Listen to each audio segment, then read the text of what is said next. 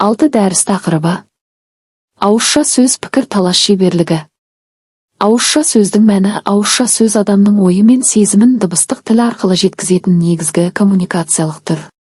Оның басты ерекшеліктері: табиғилық, еркіндік, диалог пен сұрақ-жауапқа бейімділік, эмоциялық бояуының күштілігі, интонация, дауыс ырғағы, мимика қатысады. Ауызша сөздің негізгі түрлері: тұрмыстық сөйлеу, ресми іскерлік сөйлеу, академиялық сөйлеу, сахналық, шешендік сөйлеу, пікірталас, дебаттық сөз, пікірталас шеберлігі, өз ойын дәлелдеп айту, қарсы тараптың пікірін тыңдай отырып, аргументтермен жауап беру қабілеті.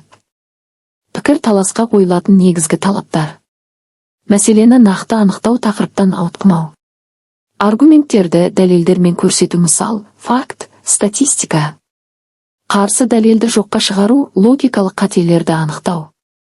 Сыпайылықты сақтау, тұлғаға тіл тигізбеу, тек идеяны сынға алу.